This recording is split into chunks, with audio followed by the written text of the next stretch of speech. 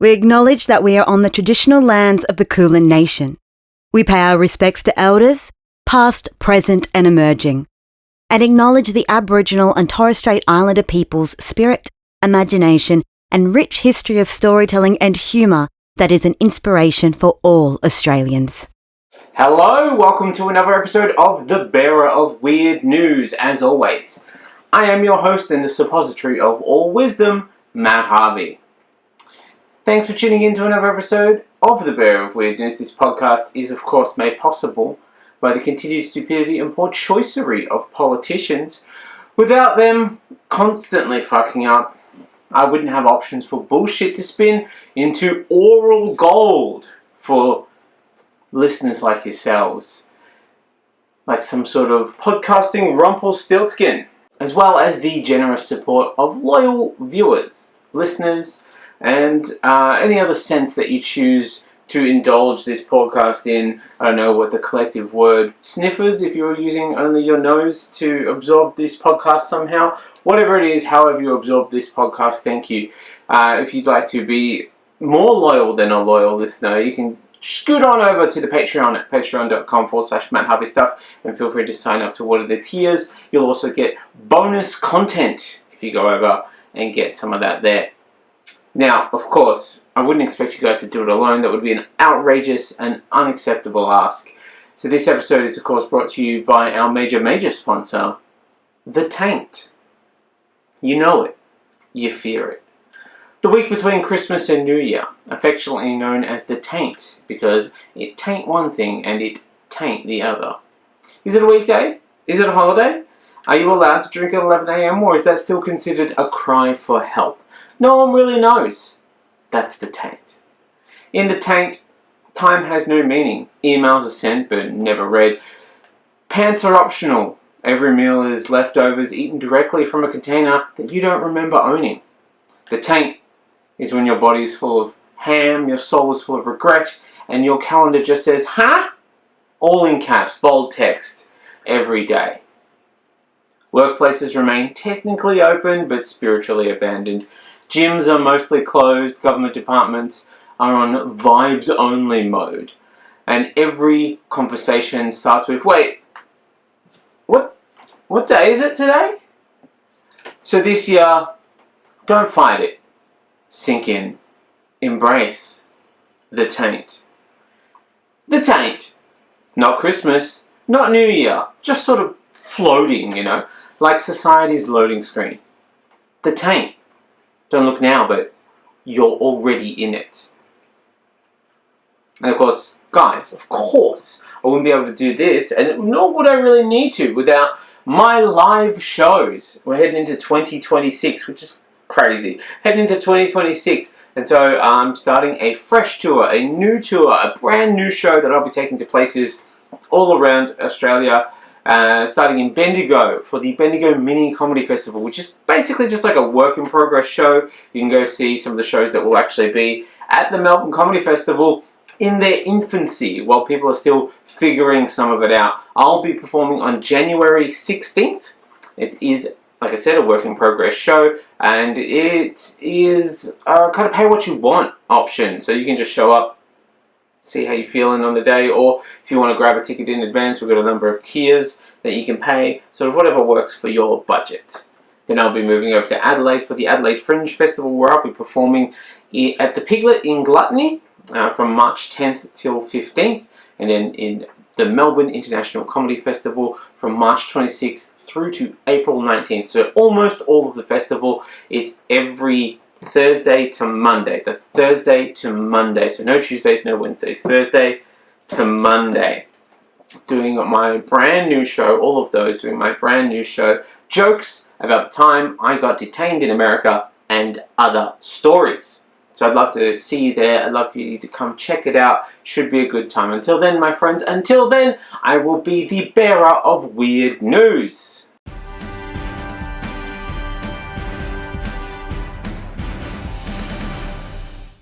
So let's get into the headlines. The Defense Department has obtained a number of Israeli-made Smash 3000 targeting gun sights and is currently testing them for use by the Australian Defence Force. The Smash 3000 is a rifle-mounted electro-optical fire control system with a kind of ridiculous ostentatious name that you'd expect to find in a men's deodorant package. Ooh, do you stink? The Smash 3000 will take care of that. In other words, it's a high-tech AI-assisted electronic gun sight being fitted onto a weapon of death.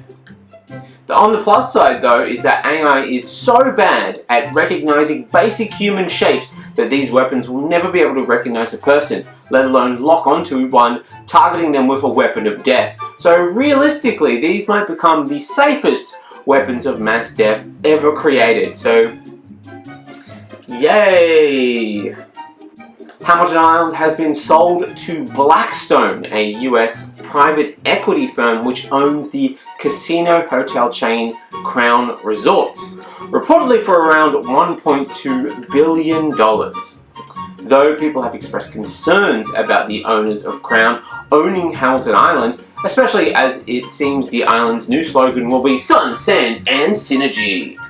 Blackstone has, however, promised to keep the island authentically Australian by ensuring that it will price ordinary Australians out of any type of visit and that a week there will be less affordable than an entire month in Bali.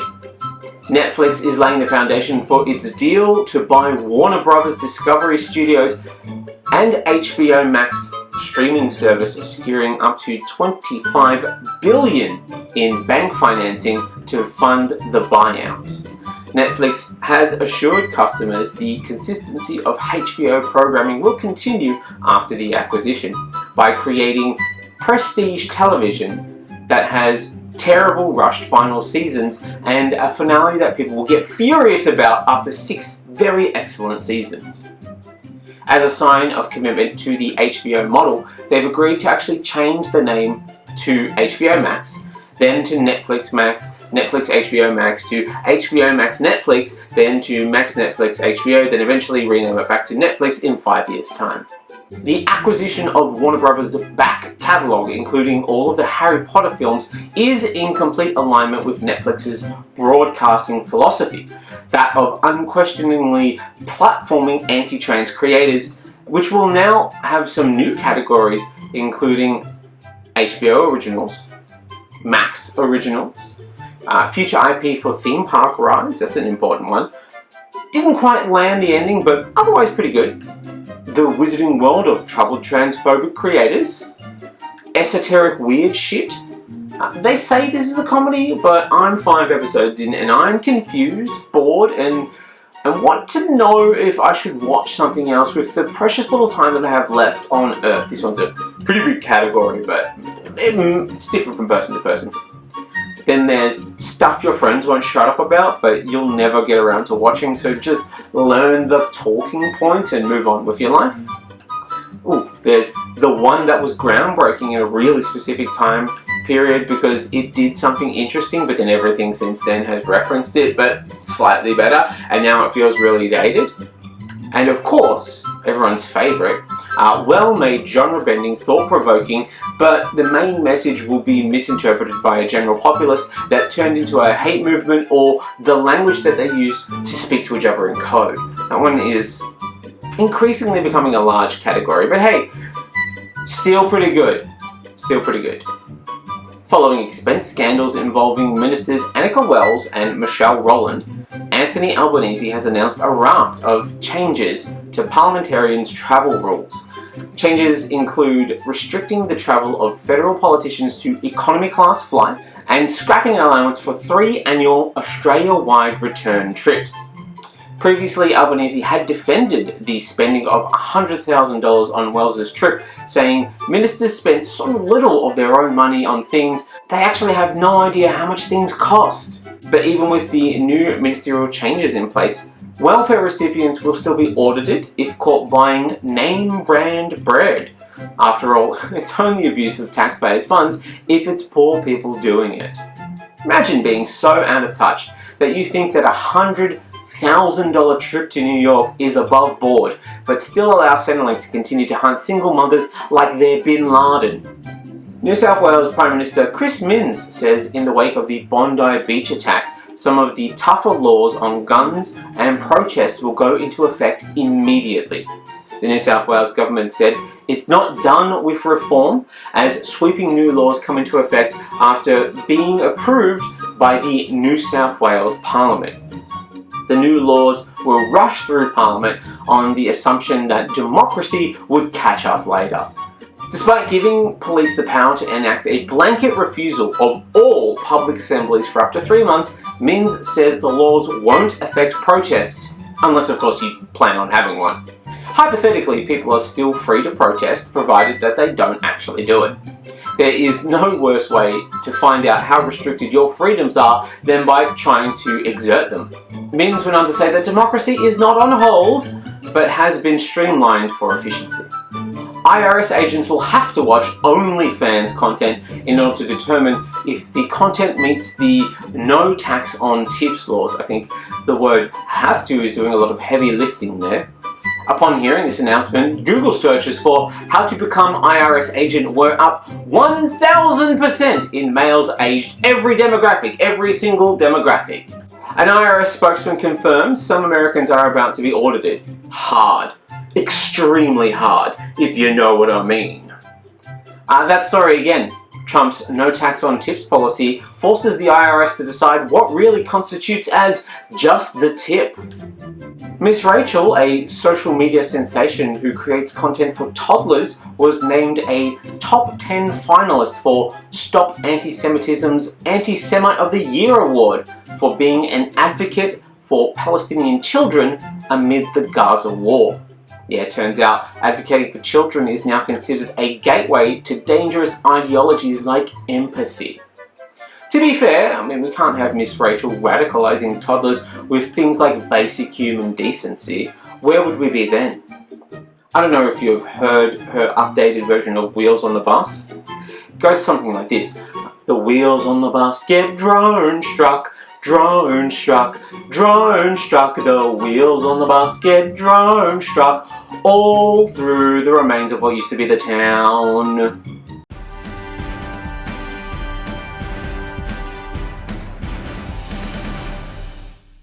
That's the end of the headlines, my friends, and now we're going to move on to the bigger news, starting with mass shooting news. Yeah, sorry, so this was kind of inevitable. This is a topical podcast, and this is a thing that happened, and as a news podcast, you are beholden to the important things that happen in the news. And by now, you've all undoubtedly heard about the mass shooting on Bondi Beach. And I can't say that Bondi Beach hasn't been a point of cultural cringe for many Australians. But a mass shooting is no way to handle societal issues unless you're going to shoot up the head office of Raytheon or Halliburton. That might work for some of us, but even then I feel like you get people pushing back against that. And even then, let's be honest, for those two officers, a drone strike will probably be more appropriate, but I digress. A mass shooting is such a rare event in Australia, rarer even than hearing us openly admit Russell Crowe is actually from New Zealand. But shh, don't tell them. For those whose birth years start with a 2, the last major mass shooting was in Tasmania and was responsible for the only good thing a coalition government has ever done for Australia, outside of Harold Holt, who, remember, removed a Liberal Party member from the Prime Ministership by being too horny to swim between the flags. Look it up, it's a true thing. That being the gun laws. Howard accidentally stumbled into good policy like a man tripping into a fire exit full of cupcakes. But when one does happen, Americans do very helpfully rush online to send us thoughts and prayers. Those thoughts often take the shape of, see, it happens there as well, despite America having had more mass shootings than there are days of the year this year alone. So far, we have at least a week of the year, the taint. We have the taint of the year left before we're done, before we're into 2026, so they can still beat their own record. Because nothing says national trauma like America's trying to gunsplain mass shooting to us. Which brings us back to the point where mass shootings are the latest in American culture war garbage that is being imported into Australia. This is something that can stay strictly offshore, if I'm being completely honest with you. The only thing America exports more reliably than mass shootings is the explanation for why they're unavoidable.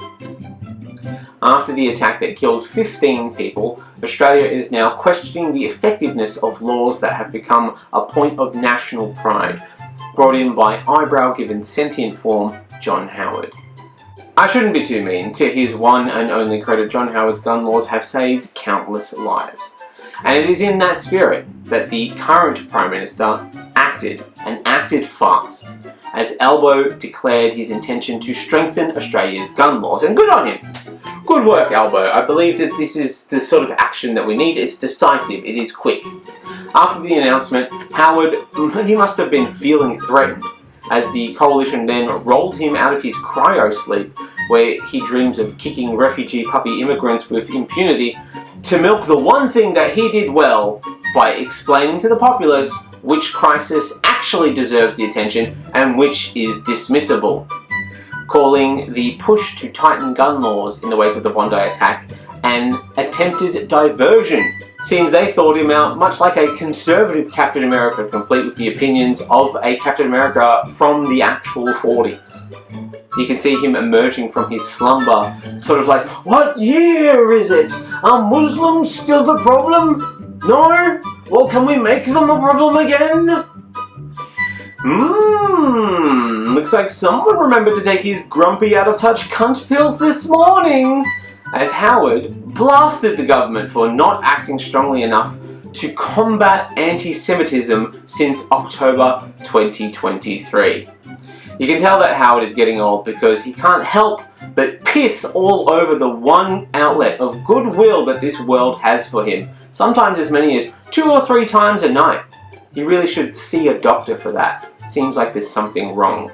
The comments come as state and territory leaders agree to strong and focused action to reform Australia's gun laws by limiting the number of guns allowed to be owned by individuals, the types of guns deemed legal in Australia, and making citizenship a prerequisite for holding a gun license. But someone went and wound up the old culture war scarecrow and released him on Sky News, where he said of Anthony Albanese, "Now, I'm not going to malign his character and everything, but he's let the Jewish community down on this simply by not enthusiastically and energetically denouncing anti-Semitism."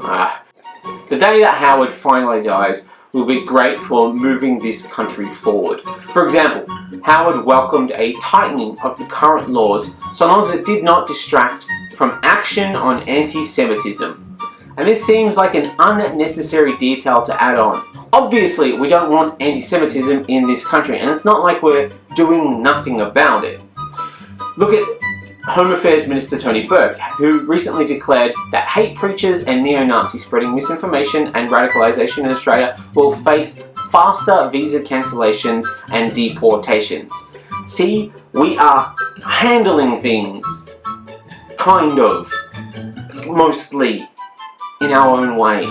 As long as we don't fall into hyperbole and demonizing groups who have nothing to do with this issue at all, and cue all of the outrage in 3, 2, 1. There we go. The idea you can secure any large group of people, in a country like Australia, the United States, or others, it's just not possible. We have to get them left of Boone, left of the attack before they do it, infiltrate their networks, find their funders, and start rounding them up. Fuck me. Blaming mass shootings on peace activists is a bold strategy. There is nothing like defending against anti-Semitism, like talking about rounding people up and putting them away. Wow, that escalated quickly from safety to 1939. So fast, so very fast. It's more tone deaf than Beethoven. Nothing screams, "We've learned nothing from history," like suggesting camps as a solution again. But you know what? That was America. There was an American news program speaking out of turn about an issue that happened here, so surely it'll be better here. in the land of sensible gun reform, is what I thought, until Pauline Hanson opened her gaping maw and unleashed a torrent of idiocy from the void within, saying the Prime Minister never heeded the warning signs, including the weekly anti-Semitic protests across our nation, hate speech from certain religious clerics, our obnoxious universities, and probable terrorist alert. I stand with Australia's Jewish community, who tonight deserve our absolute solace. You have the same right to live in peace and harmony as all Australians. Authorities must be honest when revealing the identities and backgrounds of these murderers. Whew. That was a lot. There was a lot of Pauline Hanson, and I apologise for exposing you to so much Pauline Hanson. Just take a second to breathe. There you go. Let it out. Pauline Hanson has seized the opportunity to use the nation's tragedy as a fresh chance to be the same old kind of cunt. She wants transparency so long as it only reveals the brown people that she currently doesn't like. Pauline Hanson demanding facts is as likely as Clive Palmer demanding a salad or offering to pay his employees properly, which leaves the gun reform debate in a precarious position of being hijacked by Olympic-level whataboutism. How dare a discussion about gun reform exist while other bad things have ever happened? Of course, sorry. How dare a discussion about gun reform exist while other bad things have ever happened ever in the history of ever? As the nation is told again and again to stop fixating on guns and start fixating on the correct moral panic, which was, of course, to focus on Muslims and migration. Classic scapegoating right there. It's good to see that we haven't changed the game. Netanyahu, the Israeli Pauline Hanson, linked the shooting to Australia's recognition of the Palestinian state. Wow, and I thought Howard was bad at turning an issue onto something that wasn't relevant. Prompting cries of, we need to end migration all across the country. Well, all across very limited sections of very white parts of the country. But a lot of the people saying this shit are people who have adopted an ideology and national personality from a historically dangerous and questionable foreign regime, so obviously migration is the first thing that they're concerned about. The weirder part is that a bunch of these people who immediately jumped onto being angry at Muslims over the Bondi shooting conveniently forgot about the Muslim man who disarmed one of the shooters. Anthony Albanese did announce that sweeping reforms will be designed to clamp down on anti-Semitism in the wake of the terror attack.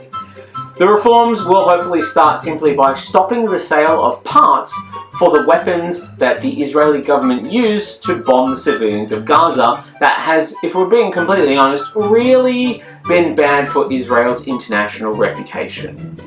But hey, that's just between us. On top of this, National Cabinet has agreed unanimously to strengthen Australia's strict gun laws because apparently our "at least we're not America" is not a gun. Because apparently our standing "hey, at least we're not America" policy is actually not a gun policy.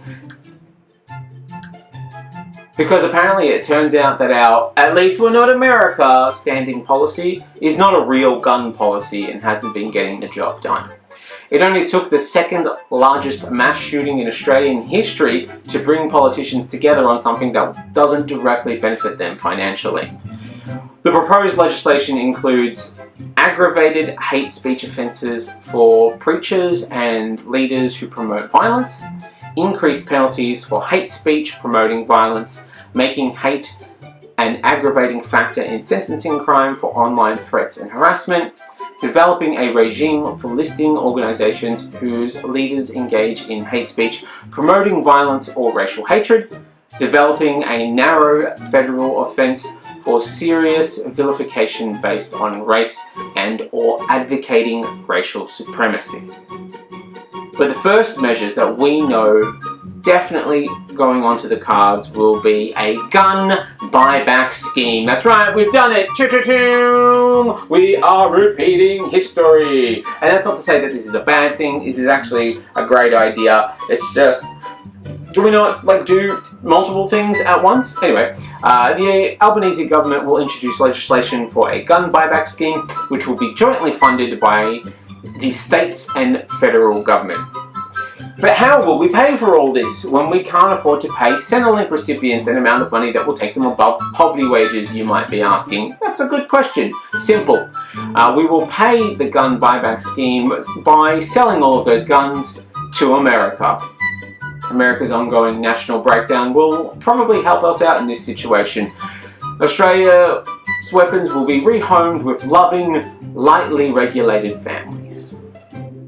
This is a vital habit to keep us from becoming more like America. And the PM has assured us that while hundreds of thousands of guns will go, the culture wars will remain. So don't worry guys, we got you. But to be honest, this is just the tip of the iceberg. I am not convinced that this will be nearly enough. It is clear that the gun laws have a very specific intention: reduce the amount of bullets that a person can shoot in quick succession, which is a noble goal. So it is clear to me how this should manifest ultimately. If we are keeping guns in the populace, then the only guns that we're allowed to own are colonial muskets. The old school, the ones that you've got to pack with the black powder and then put the ball in and then tamp it down, right? Maximum 3 shots a minute. And that's only if you're good at it. But truly, if we want to make change, I can see 2 things in direct clash with each other. There are a lot of shooters, farmers and hunters who say it's not the guns, it's the immigration that's the problem. A scapegoat that's as old as time. Immigrants. People coming here not respecting the local way of life, not integrating into local culture. So, to help the hunters who need to hunt for their safety and for their way of life, we will go back to the old ways. The old ways. No, the old ways. Full integration into native hunting style. No more guns. Only hunting with boomerangs and spears. So we're going to offer up a new trade-in scheme. You'll get as many boomerangs and spears as the value of your gun will afford.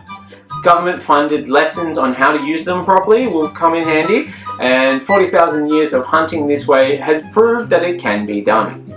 We wouldn't want to be contradictory now, would we? We couldn't criticize people for not integrating into the local way and then ourselves not be integrating into the local way. That'd be weapons grade level hypocrisy.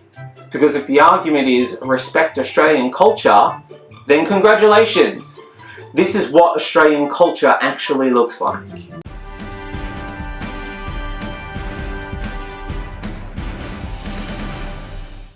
Moving on now, it's secret government news. Anthony Albanese has fast grown a reputation for running the most secretive government in Australian history, surpassing the Morrison government, who you might recall Morrison from putting forward an ineffective anti-corruption model as the federal government's preferred scheme, who used cabinet confidentiality to deny freedom of information scheme requests that ensured truly important information never saw the light of day, and quite famously appointed himself to 5 ministerial portfolios without the knowledge of his own cabinet, and proceeded to do none of the work. Less cabinet reshuffle and more mental health episode, really, as he splits himself into 6 different personalities with 6 different jobs. Well, 1 different personality with 6 different jobs. Maybe if I'd give myself 5 extra unnecessary jobs, I'd also be overwhelmed into a frozen panic like a rabbit staring down a headlight of a car that I was also driving. But Albanese has outdone even himself in making things more secret than ever, as the PM's office directed lobbyists to use encrypted disappearing messages and verbal briefings when proposing policy ideas to avoid freedom of information and disclosure requirements, which, to be fair, is saving us a shit ton of money, because they spend hours and hours and thousands of taxpayer dollars delaying and redacting the very messages that lobbyists send so that we won't know what they're up to. So before I really get into this, I would just like to thank Albo for saving us that time and money. Thank you, genuinely. In some cases, government staffers explicitly suggested using disappearing messages so that they couldn't be captured by departmental record-keeping systems. Apparently, this practice of placing key policy documents beyond the reach of freedom of information laws may be unlawful, which frankly is a bigger red flag than a Chinese parade. So, that's no way to run a government, guys. That's a drug dealer's business model. If they were still making new seasons of The Wire, we'd be seeing a season of like an aging McNulty trying to get them to build a backdoor into Signal so that they could spy on Marlowe's crew's group chats before they disappeared. Sources say they were also told to use direct phone calls where possible when discussing business before the government. When communicating via email, they were told to include as little detail as possible. One lobbyist described the instructions as routine, almost procedural. One former Morrison government staffer observed the major difference between us and them is that we used WhatsApp and they use Signal, which, wow, like what the fuck, guys? What the actual fuck? This is the iPhone versus Android debate, but for avoiding accountability, and we don't need this sort of bullshit. One lobbyist who received the informal advice explained the system like this. The government has demonstrated a willingness to consult widely on contentious reforms, including issues like gambling advertising, and that's to its credit. The difficulty with that broad consultation is that it produces an extensive written record, which creates opportunities for outside actors to pursue through FOI requests.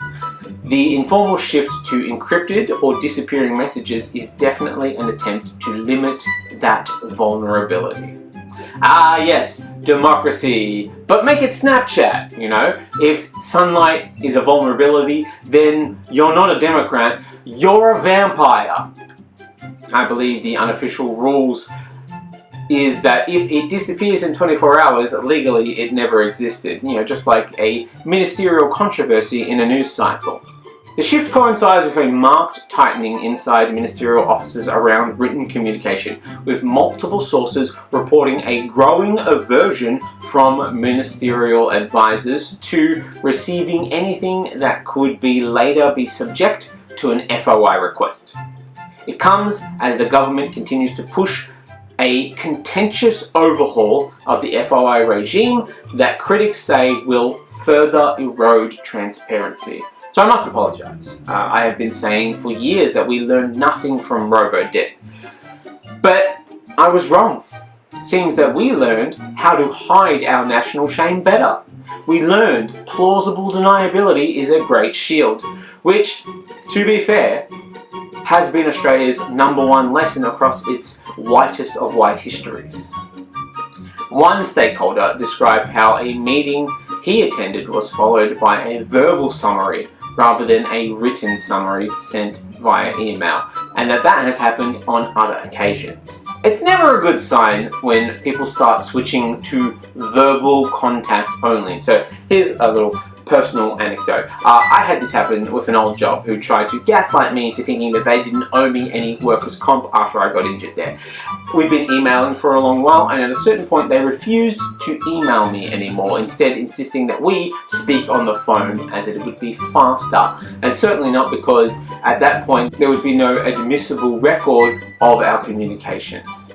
So remember, kids, always email your questions to your workplace. The more questionable they are, the more you need to email them. This is a very important lesson you need to learn. This is the HR version of no witnesses. They're treating emails like asbestos. Don't let anybody know that they exist. As the report makes clear, Commonwealth departments and agencies are struggling to meet their statutory duties in an environment where information is created, shared, and destroyed outside traditional systems. Persistent failures in record keeping have been reportedly highlighted by royal commissions, Australian National Audit Office audits, and surveys by the National Archives of Australia. The National Archive is now just a group chat titled, "What They Don't Know Won't Hurt Us."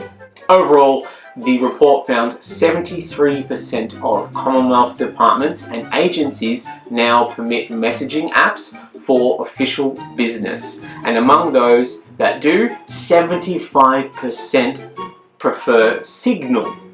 Even in agencies without a formal proposition, 84% acknowledged staff were likely using these apps for government work. And of course you wouldn't know, would you? Because there's no record of it, so how could you possibly have concrete numbers for everything? But it's quite frustrating, guys. The safeguards around this shift are almost non-existent. Of the agencies that had policies, only 2 addressed FOI search requirements. Only 2 dealt with risk surrounding disappearing messages that the OAIC says may lead to the unlawful destruction of Commonwealth records. According to the report, only 1 Commonwealth agency explained how messages should be captured and then archived for future reference. Most agencies, the report found, do not require staff to use official accounts or devices, meaning official business is routinely conducted on private phones. The report warned that this combination of widespread adoption and inadequate policy is already eroding FOI, privacy, and record-keeping obligations. A governance failure that mirrors and amplifies the off-the-books practices now being encouraged inside ministerial offices. Critics say this undermines not only the FOI system, but the broader integrity architecture built after the establishment of the National Anti-Corruption Commission in 2023. Because look at them, they're doing such a bang-up job of keeping us safe. I can see why you'd want to hide from them. I mean, that Paul Brereton guy, he might refuse to investigate you on no reasonable grounds whatsoever, and then what are you gonna do, huh? Then who's gonna stop you? Fortunately, the coalition, which is a weird thing to say, Greens and independent senators David Pocock and Jackie Lambie united to reject a government majority Senate committee report that urged the passage of controversial changes to current FOI laws. It is genuinely a concern when we are at the place where we find ourselves thanking the coalition for their childish, contrarian political antics.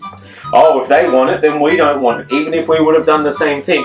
Which, it's just a horrible way to run a business, or run a government, I should say, although they are running it like it's a business. Anyway, it's a terrible way to do it, but when that is the only thing that is saving us, you know we're in trouble.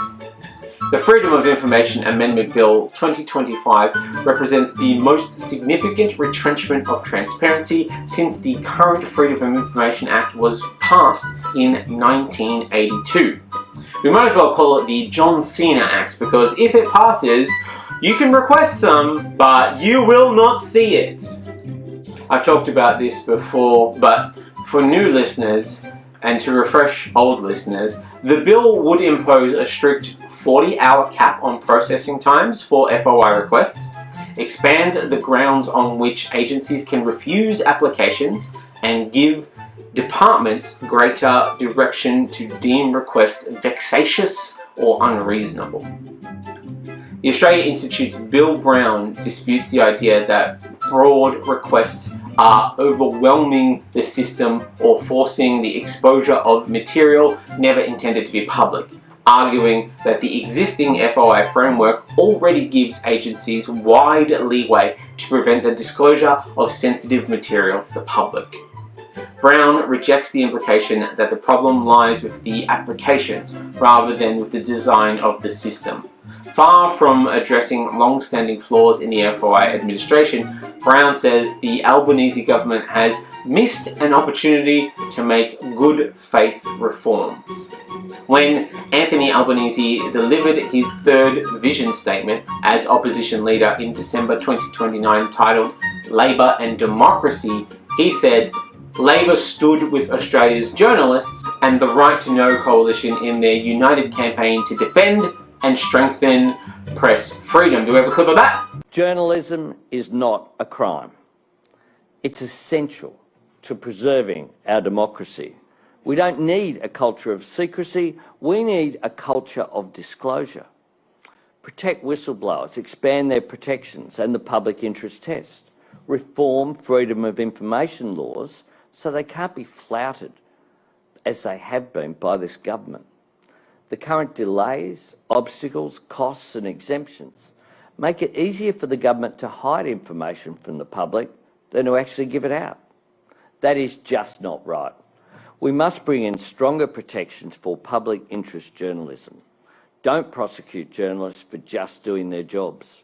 We need to enshrine in law the changes required to protect press freedom. Well, it seems like that clip has aged like milk in the sun. You don't govern in the national interest if you're under a shroud of secrecy. The thing that he isn't realizing is that Telegram, Signal, and these other end-to-end encrypted apps aren't as safe as people think. The messages might not be able to be hacked, but the accounts can be. Then the messages just can be read and screenshot and sent everywhere. And hackers, tell you this, I don't know if you know much about hackers, they love to hack. Most of them love to do it so much that they do it in their spare time for funsies. And I'm not actively encouraging hackers to do this. I wouldn't do that. You shouldn't be hacking anything, and certainly not anything that will give us insight into the questionable relationships between politicians and lobbyists. That'd be bad. That'd be illegal. Don't do that. But if you do that, don't keep it to yourself. Tell some of us, because we'd like to know. We call that doing your civic duty.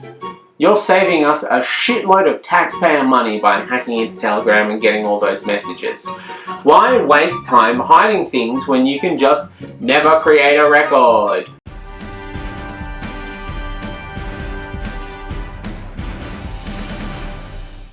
Moving on now, it's social media news. Australia just introduced the world's first social media ban for under 16s.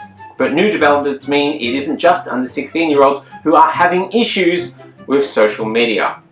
Any Australian foolish enough to be looking to enter the United States is potentially going to come up against a different kind of social media issue.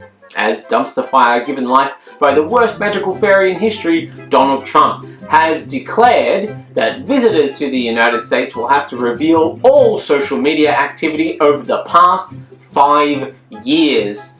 Years that we here on Australian social media have been calling the thank fuck we're not America years, which doesn't bode well for anybody attempting to enter the country anytime soon. Normally when you travel, you encounter Australians like you encounter pigeons in every major city annoying the locals. But now, Australians are abandoning travel to the US and boycotting World Cup matches there next year. Sure, a bunch of people will definitely still go, and they will get in, but that's mostly because their social media looks less like a social media account and more like a fetish account for the licking the boots and kissing the ass of Trump. But it's not just us. The US Customs and Border Protection Agency said tourists from 42 countries would have to reveal all of their social media activity over the past 5 years under the new rules, which are up for a 60-day review before coming into effect. Yeah, you heard that right. The nation that not only invented social media but mastered the act of psychologically damaging everyone who ever encountered it, and also inspired QAnon, has announced a plan to screen people's social media for hostile online behavior. Isn't that rich? The country that invented every company that ever stole your data says that they're worried about what you've been doing online. Which admittedly, they set the precedent. It's the same reason that Australia is so scared of boat people. We set the tone for poor behaviour in that department. The rules were drawn up in response to an executive order made by Donald Trump on the day of his inauguration in January, which purported to protect the US from visitors, instructing that visas should be denied to anyone with hostile attitudes towards its citizens, culture, government, institutions, or founding principles. Some of these sacred American institutions will include hamburgers, flags in front yards, school shootings, terrible healthcare, invading countries to find WMDs, and funding Israel. There are even rumours that the US will refuse entry to any visitor who was discovered liking a tweet criticising the Cheesecake Factory or still calling a tweet a tweet. Border officials will collect face, fingerprint, DNA, and iris biometrics, as well as names, addresses, places, and dates of birth of family members, and high-value data, including all telephone numbers visitors have held over the same time, as well as email addresses for the past decade. The past decade? Fuck. I don't think you need to go that far back into my emails, guys. This means you'll be taking data and checking the email address that we all created in high school and then have held on to because we use it to sign up to questionable websites that we aren't sure that we can trust just yet. You know the one, you've all got the one. There's absolutely nothing valuable in those email addresses. It's all communications from teenagers in the early 2000s and emails for 50% off some sort of dick pill because you can't have an email address since 2002 and not have it be stolen in an online data breach at some point and then signed up to online dick pills. It's ambitious to think that anyone's email address contains anything that anyone would call high-value data. In 2019, more than 100,000 Australians would regularly arrive in the US each month. That figure is now consistently in the low 50,000s. In November, it fell to just 45,408, which is 11% lower than the same month last year. Pretty clear. Should these rules come through, tourism numbers will immediately drop to zero, as it's impossible to find an Australian who hasn't had a negative opinion of America and is actually willing to leave the country. Ironically, the ones who love it the most are the ones who would happily never own a passport because, according to them, they live in the greatest country in the world, so why would they need to go anywhere else? You know what I mean? Besides, there are all sorts of foreigners and these like weird foreign food out there, and they can't even get a meat pie if they go to America. Oh, it's easier to just stay home. You know the type. Under the new rules, border authorities will demand a range of information when visitors apply for a visa waiver under the automated ESTA system, which will move to an app-only process rather than a website. Customs agents will ask travellers to declare fruit if they are a terrorist, or if at any time they called America a failure, or if they called Trump an orange dictator online. If more people listen to this podcast, then I might be at risk of being detained again, which you can hear all about in my upcoming show, The Time I Got Detained, jokes about the time that I got detained in America and other stories. But being under the radar in this case, being an under the radar indie comedian might just work in my favour. Who knows? At this rate, the only Australians who will be allowed into America will be Disney adults. Because border security will struggle to comb through 5 years of posts about Disney remakes and how much they love visiting the magical kingdom. And they'll probably drop dead before they finish the 5 years.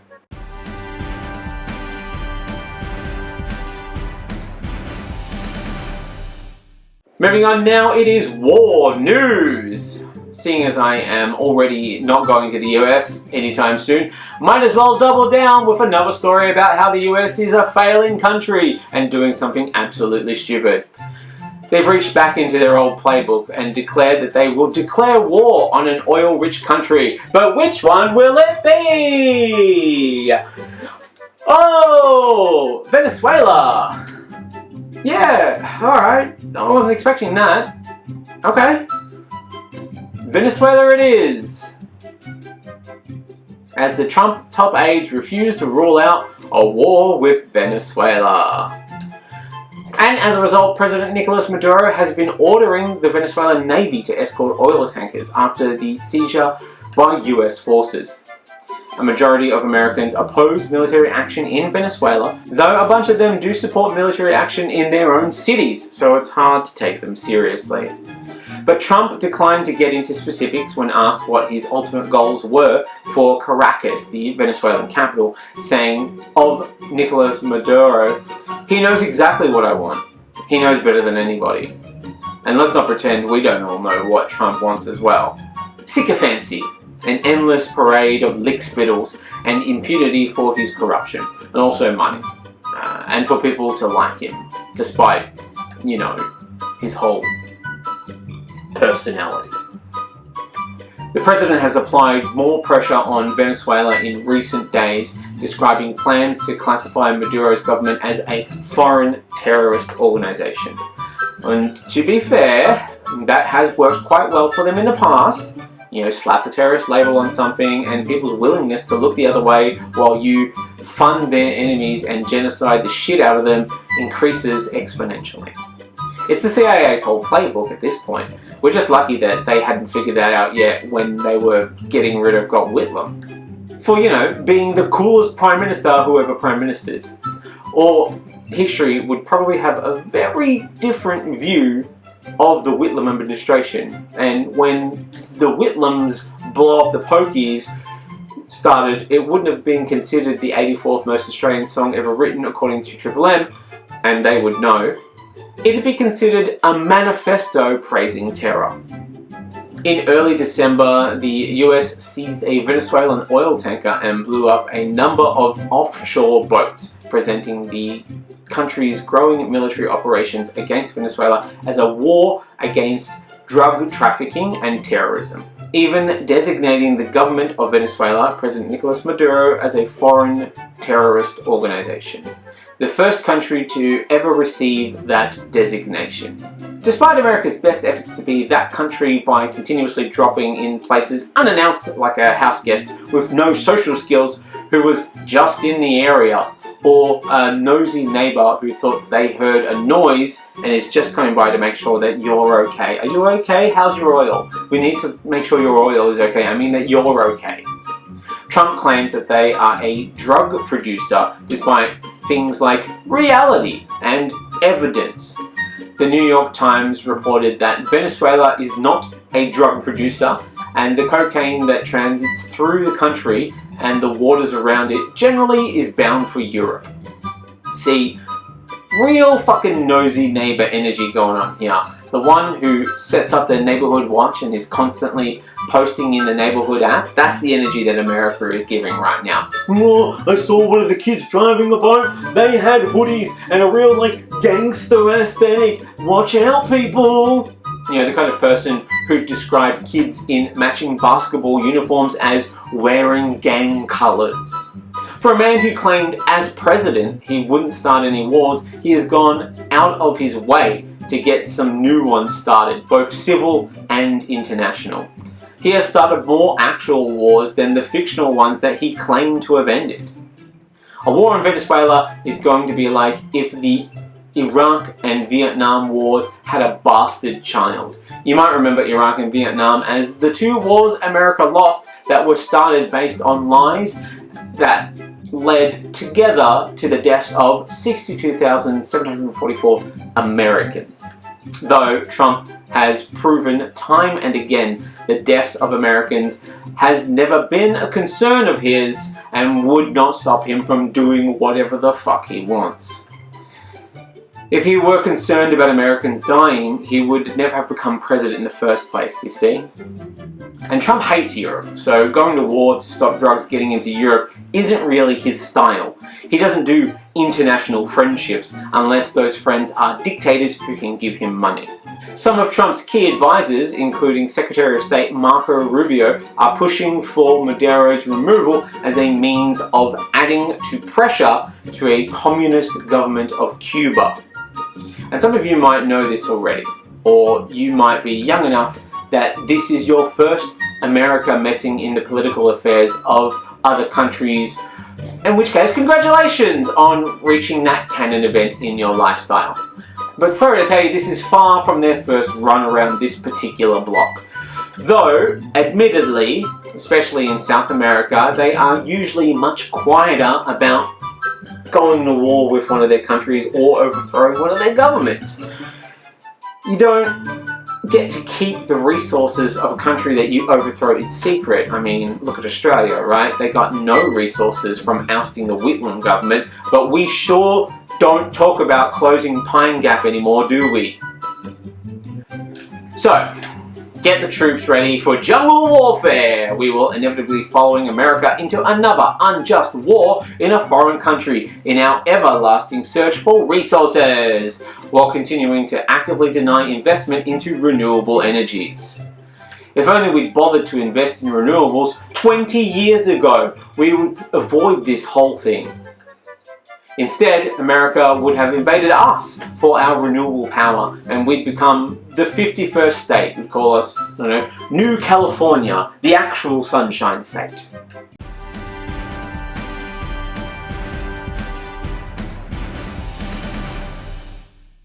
And finally, it is age verification news. As mentioned above, the social media ban is here, and teens across the country are, as expected, finding ways around the ban immediately. Can I have a show of hands to show us how many people received that message from the social media platforms? Okay, that's all. That's everybody that's under 16. Has anybody not received the message yet? Okay, you're under 16, you're under 16, you're under 16. Having watched that clip, doesn't it just feel like he's pointing at them like he's also snitching on them at the same time? It feels like right after the interview, he's going to send that footage to all the social media companies and snitch on them. That's real snitch energy going on. And not even like for a reward, but just because he thinks it's his civic duty to snitch on these kids. Look man, snitching is bad enough, but if you're doing it for like the right reasons or for a reward when you're desperate, we might overlook it. But a hobbyist snitcher? A civic-minded goody two-shoes who can't mind their own fucking business? Yuck. Gross. Get out of here. Though, he does work for Channel 7, so more likely in 6 months' time what he'll be doing is he'll be ambushing these kids with a camera crew and chasing them down the street asking why they think they're above the law. These kids either got around it or weren't impacted by it all because, and I'm not sure if people know this about teenagers lie a lot. Almost none of them are over 18, and pretty much all of them have watched porn at some point. And this is despite our best efforts, despite our honor system tick boxes that stop them only if they admit to a tick box that they won't be accountable to if they lie that they are not over 18. It seriously feels like this will only impact the kids who need it the least. The honest kids, the honest ones who didn't lie about their ages and are unlikely to get themselves in trouble online or be a target of trouble online anyway. So really, it's just punishment for the well-behaved. In a turn that you could only describe as inevitable as an M. Night Shyamalan writing a twist into a film, apps that were not named in the social media ban immediately became the most downloaded on the App Store charts. Julie Grant, the e-safety commissioner, has said teenagers slipping through the cracks of social media ban will be booted off in time, attributing the misses to platforms' late implementation. Certainly it is this and not the last-minute ramming through of the legislation without a proper study of how it could be achieved, or the last-minute umming and ahhing about which platforms will even be included when it does come in, which is still continuing now, weeks after it has come into effect. Certainly that isn't the issue. Though, to be fair, most legal documents end up getting amended down the road. Even the American Bill of Rights, which, if popular consensus is to be believed, is the single greatest document that has ever been written, had to be amended as it missed a couple of important things like the abolition of slavery, women's rights to vote, presidential term limits, though I hear that one is about to be removed anyway, so mistakes were made. Grant said teens who got through would be pretty bored soon. And I'll grant you, an eternity of hanging out with boomers and politicians does sound pretty fucking awful, but I think she's missing the important point here that part of the reason that we are even trying to ban them is the addictive nature of social media. I'm sure many addicts are bored with their drug of choice after a while, but by then they're addicted and they aren't doing it for fun anymore. In a video address, Anthony Albanese encouraged teens to make the most of their school holidays coming up rather than spending it scrolling on your phone. You know, start a new sport, learn a new instrument, or read a book that's been sitting there on your shelf for some time. Which, let me put this as delicately as I can, Albo. Fuck you! Fuck you! These kids already have summer reading lists. They hear this shit from their parents all the time. They don't need the PM going on the news on a medium that they don't even watch, only to hear lectures about how to spend their spare time. But I'll tell you this, someone has been doing some reading, and this has led to Reddit filing a high court challenge to the teen social media ban, contending that the law is unconstitutional and that its platform has been wrongly included. This sort of thing coming from Reddit is 100% the most Reddit thing that has ever happened. The platform that is the home of pedantry and obsessive deep dives has found a pedantic deep dive into the Constitution and has found something you might be interested in.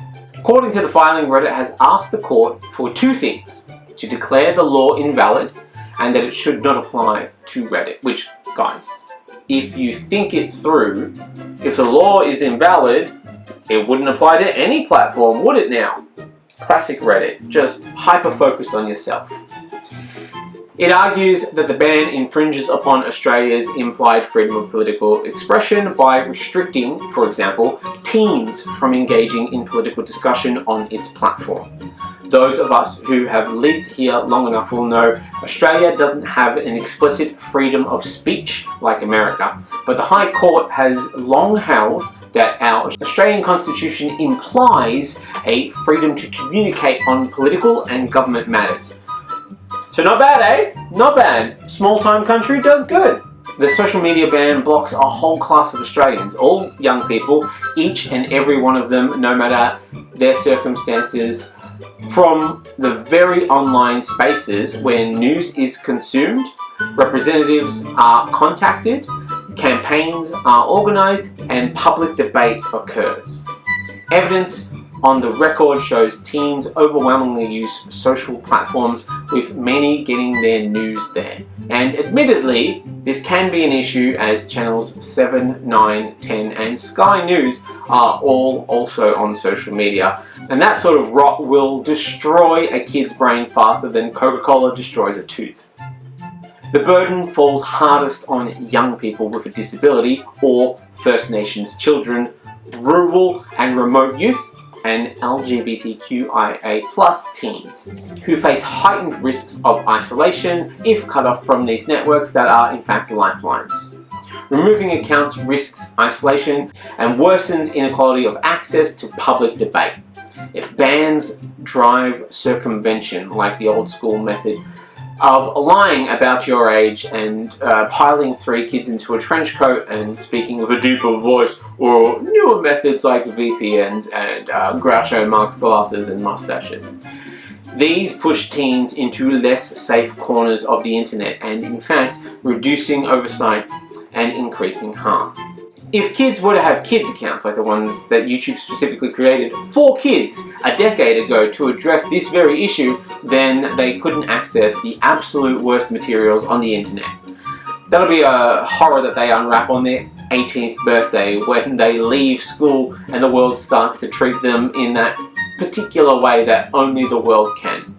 At the moment, the worst that they'd be exposed to on a kid's account is Coco Melon, so their brain might turn into some sort of garbled mash of incomprehensible babbling, but at least they won't be exposed to the likes of Andrew Tate.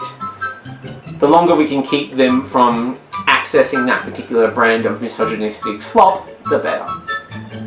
Funnily enough, one of the secret reasons that they don't want kids on social media is because it brings them content that reinforces that the government has fucked up the world around them and that they need to band together to protest. And that might be the very thing that takes down this ban.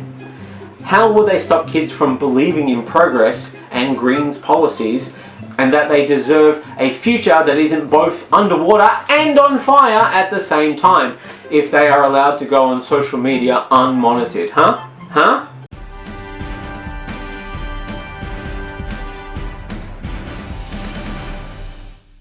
And that brings us to the end of the actual episode. Thank you so much for hanging around. I hope you've enjoyed it. I hope this speaks to you. If you think you know someone who would enjoy this kind of content, do share it with them. On all the social media platforms, you can find a version of some of these jokes. Do share it with them. Feel free to jump on the Patreon if you want to get access to our bonus episode, which today is all about redacted news. So you can probably guess what that refers to. So if you want to hear some lukewarm takes on that, then you go over to the Patreon, sign up, join on one of the tiers, and access your bonus stories. Until then, my friends, I will see you later. Look after yourselves. Goodbye.